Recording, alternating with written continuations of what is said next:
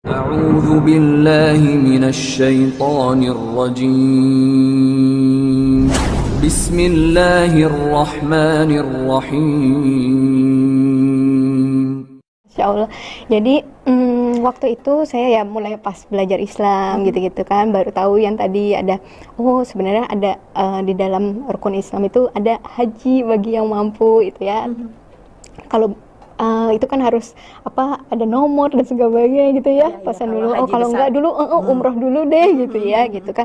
Mau ya Allah, waktu itu saya kalau nggak salah pernah cerita nggak ya di sini, saya bilang bahwa rasanya itu saya tuh kayak anak adopsi Mbak Uli gitu ya, karena kan maksudnya walaupun ya Rasulullah bilang kan, walaupun umatnya sekarang nggak pernah melihat mengenal beliau gitu ya, tapi kan kita dekat gitu ya, dan beliau mengenal kita gitu. Tapi aku tuh rasa gini, aku pengen kenalan gitu kan, aku kayak anak adopsi baru ketemu gede gitu ya, gitu. Betul. Jadi itu rasa di hati tuh seperti itu, adopsi, ya. Seperti anak adopsi gitu ya, gitu ya. Jadi pengen kenalan ke sana, tapi kan ya itu tadi biaya gitu kan, dari sisi kemampuan jujur nggak ada kemampuan Mbak Ulin, walaupun dibilang kan dokter gigi gitu, tapi saya itu kayak single parent anak 3 itu kan, jadi ada kebutuhan-kebutuhan yang harus lebih diberikan dulu gitu ya, walaupun saya tetap berikhtiar lah gitu kan, katanya kan kita sesuai niat kita ya. Waktu itu ya Allah, aku niat mau haji mau umroh tapi uangnya belum ada. Apa yang membuktikan kalau aku memang berniat gitu kan. Nah aku mengikuti kelas haji dan umroh. Iya, waktu itu daftar kelas haji dan umroh, istilahnya ilmunya dulu deh, kan nggak pakai uang, iya kan? Nggak pakai uang. Belum ada sama sekali. Ibadah di kecilnya. Iya, nabung udah mulai ya, nabung ini aku sisihkan untuk nanti buat kuota haji gitu ya, istilahnya 25 juta itu kan awal itu ya, nabung udah mulai gitu, tapi kan ya belum kekumpul gitu. Terus bisa apa lagi ya? Oh ya, aku ilmunya dulu deh, aku ikut kelas haji dan umroh. Kelasnya belum mulai Mbak Ulin, mungkin kayak 1-2 minggu lagi gitu ya, nggak lama itu saya ada undangan gitu, terus yang mengundang itu mau menghajikan mau mengumrohkan saya. Sampai saya bilang, Pak yang bener Pak, baru Pak saya daftar kelas haji dan umroh, kelasnya aja belum mulai. Saya bilang gitu. Masya Allah, iya tahun ini juga, waktu itu tahun 2021 ya, masih pandemi deh, pandemi suasananya, belum bisa keluar lah, masih dibatasi, masih dibatasi, bahkan belum boleh. Nah itu kaderolonya agak tertunda. Jadi mau diberangkatkannya di awal 2022 bulan Januari. Nah waktu itu lagi Omikron mulai naik ya, besok mau berangkat karena saya tugas di dinas kesehatan ya, sama pimpinan saya nggak boleh berangkat, gitu. Besok mau berangkat Mbak, istilahnya tinggal resleting koper ya. Udah packing? Udah semuanya, udah lunas, mungkin ya dibayarinnya sudah lunas. Itu nggak jadi berangkat. Anehnya mungkin orang lain malah yang nesu-nesu ya istilahnya, masa nggak boleh udah gini ya. Nggak tahu kenapa tuh saya diam itu, saya malah beristighfar ya Allah, berarti aku dianggap Allah mungkin belum siap ya memenuhi panggilan Allah ini gitu. Mungkin ilmuku kurang ya nyampe ke sana, mungkin dosaku masih banyak ya gitu ya. Jadi di situ aku nggak marah sama sekali sama semua kondisi yang bikin nggak jadi gitu. Jadi di situ saya malah makin tekun lagi tuh, saya salin buku haji dan umroh itu, ikutin itunya gitu. Saya hafalin gitu kan, supaya di sana nanti nggak usah lihat buku gitu kan. Kayak gitu sampai akhirnya Masya Allah, Agustus itu ada pergantian pimpinan di kantor, malah pimpinan itu yang memberangkatkan saya umroh di bulan September. Ya, itu pertama kali saya berangkat umroh. Di sana itu, kalau diceritain, jadi saya tuh nggak ngerti Mbak Ulin kalau Ka'bah itu ternyata turun lagi gitu, dari jalanan turun eskalator ya.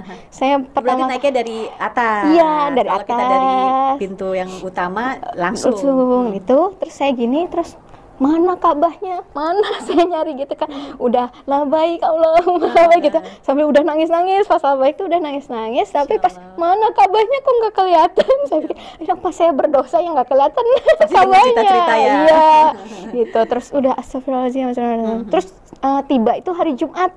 Jadi Masya Allah ya, jadi subuh-subuh hari Jumat. Kita pikir kan kalau Jumat itu ramainya pas siang ya, sholat Jumat ya.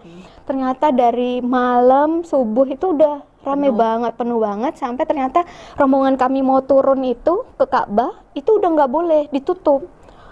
Kayak drop gitu ya, lagi udah semangat banget. Terus tiba-tiba, kan yang kita tuju pertama kali ini gitu ya. Walaupun nanti besok-besok bisa, cuma kan rasanya pengen pertama kali langsung lihat.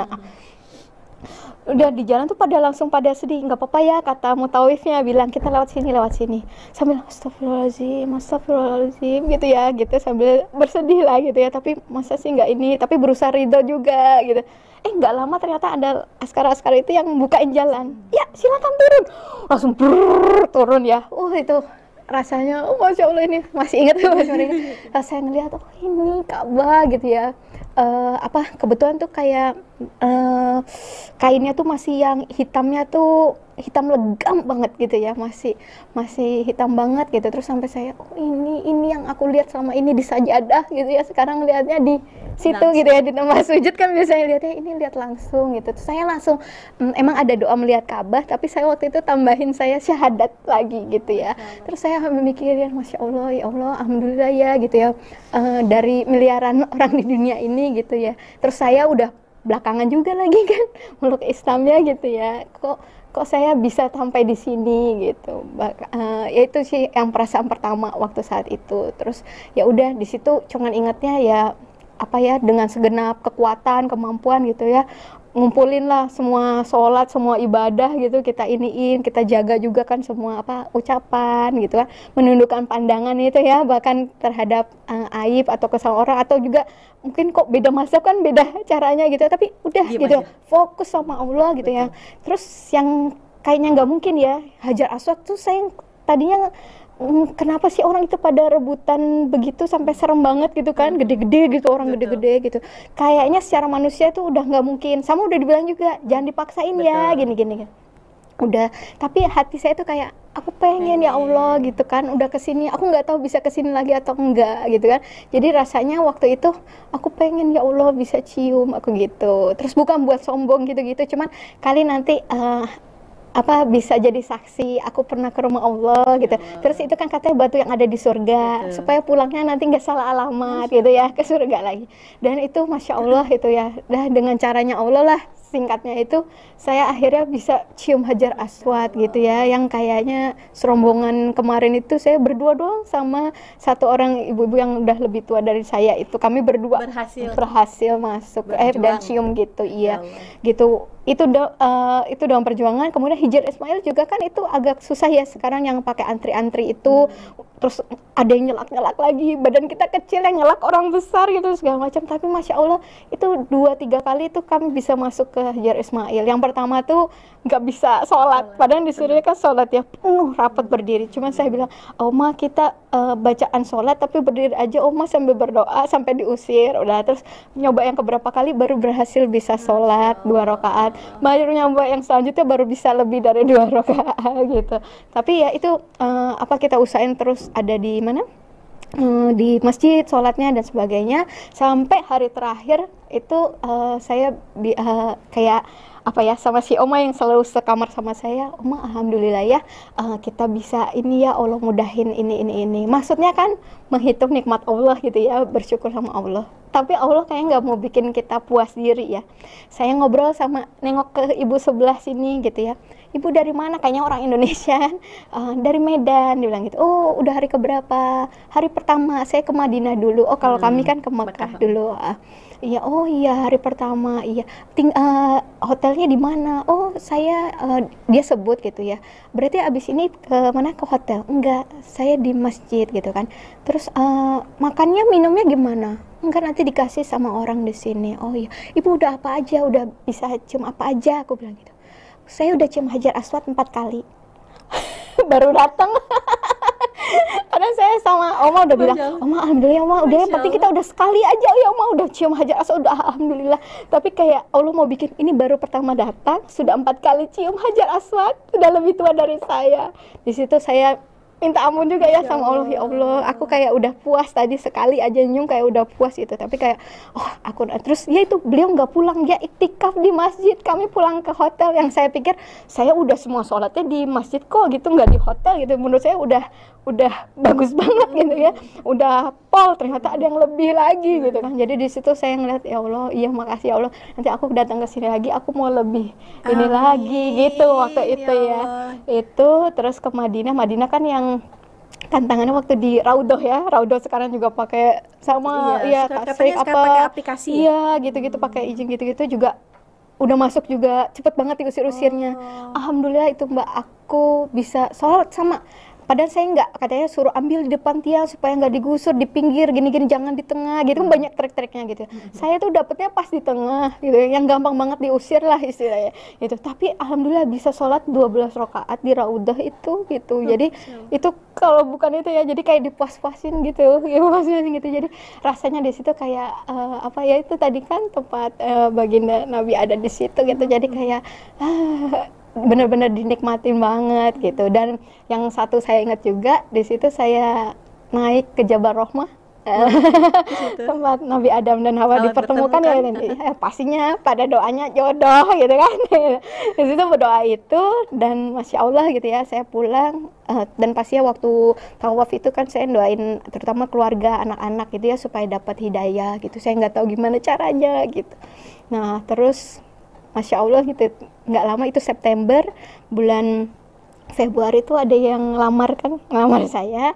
Maret kami menikah, tanggal 3 Maret, 12 Maret itu kami nggak honeymoon kemana-mana tapi diajak umroh sama suami. Iya, jadi yang kedua kalinya umroh itu udah bareng suami ke Jabal Rahmah lagi, istilahnya kemarin berdoa yang bulan Maretnya membawa jawaban doanya.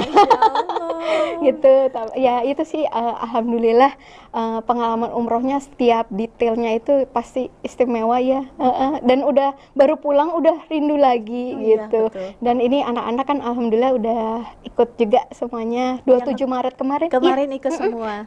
Bukan nggak ikut ke umroh, maksudnya 27 Maret kemarin ikut bersyahadat anak-anak saya ya.